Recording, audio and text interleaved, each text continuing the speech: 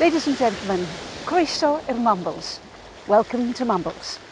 My name is Sonia Beck from Lighthouse Theatre, based here in Mumbles, and this morning, together with Mumbles Community Council, we're going to embark on the second of 4 short walks showing the history, highlights and some of the personalities that have shaped our village. So come with me now as we walk from West Cross to Mumbles Pier.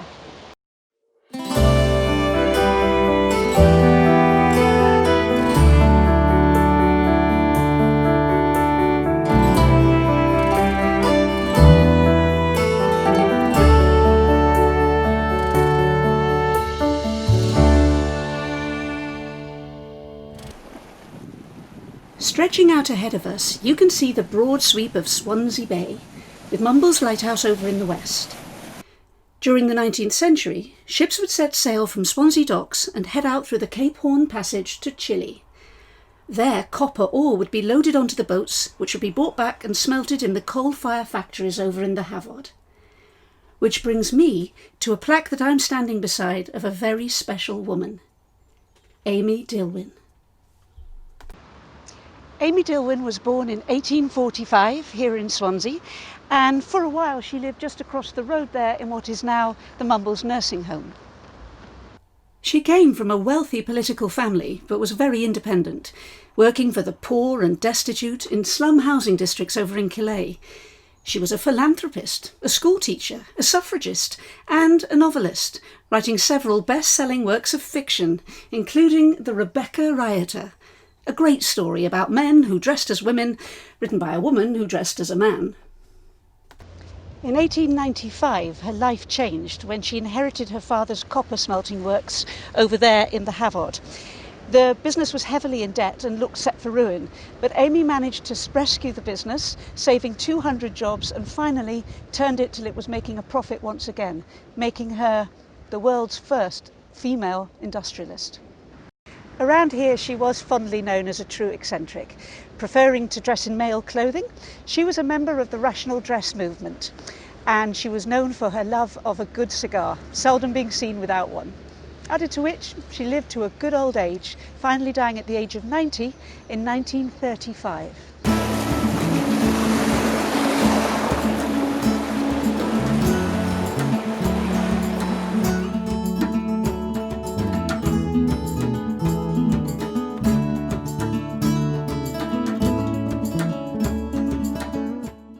So here we are in Oystermouth Square, and on this spot stood one of the stops for the Mumbles Railway. Opening in 1807, it carried the world's first fare-paying railway passengers, finally closing in 1960.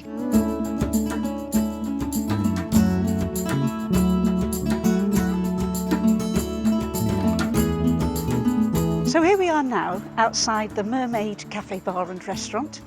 No trip to the area would be complete without mentioning Swansea's prodigal poet, Dylan Thomas. Thomas was born in 1914 and died in 1953. And although his home was in the uplands rather than Mumbles, he was known to have visited the pubs here, mainly when he was a budding actor with the Swansea Little Theatre.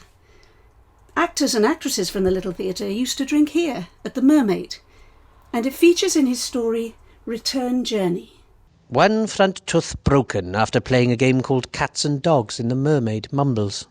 Apparently Dylan was drunk, chasing around on all fours pretending to be a dog, when he crossed the road and crashed into a lamppost, knocking out his front teeth. Just a little further along, we come to the George pub, the site where this photograph was taken, and also another stop on the Mumbles Railway. This photo captures the Swansea Pals.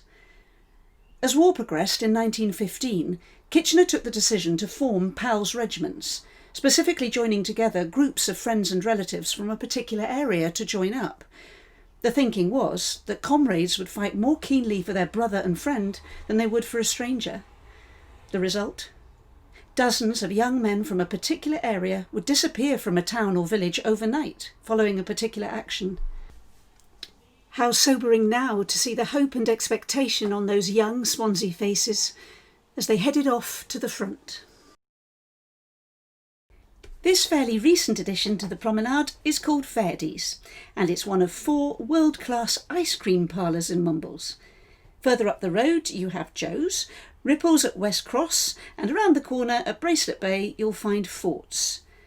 There's a long and proud history of immigration to South Wales, including from Italy, which has resulted in some of the best ice cream you'll taste all year being readily available.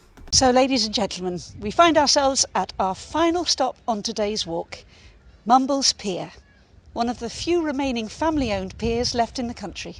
In high season, it's a bustling gathering spot, with a traditional arcade, a historic cafe, popular fish and chip restaurant, and of course, the pier itself. The pier houses a new RNLI station, an exhibition, and the Mumbles lifeboat. Mumbles stands on one of the roughest edges of the Atlantic and has the weather to match. The Lighthouse and lifeboat have been involved in a number of dramatic rescues throughout the centuries, and none more so than the disaster of 1883 and the heroic rescue of 2 lifeboatmen by these 2 women, Jessie Ace and Margaret Wright. On that fateful night, a German boat, the Admiral Prince Adalbert, was wrecked in a storm just below the lighthouse. As the lifeboat itself fell into danger, 2 of the lighthouse keeper's daughters leapt into the waves and rescued 2 of the lifeboatmen, pulling them to safety with a line of knotted shawls.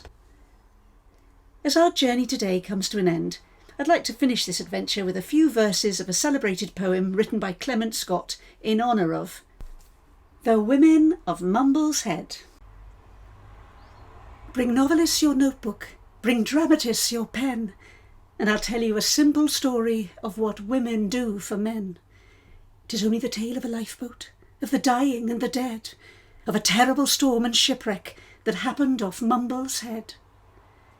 It didn't go well with the lifeboat. 'Twas a terrible storm that blew, and it snapped a rope in a second that was flung to the drowning crew. Up at the lighthouse window 2 women beheld the storm, and saw in the boiling breakers a figure, a fighting form. Then kissing each other, these women went down from the lighthouse straight to the shore. There by the rocks on the breakers, these sisters, hand in hand, beheld once more that desperate man who struggled to reach the land.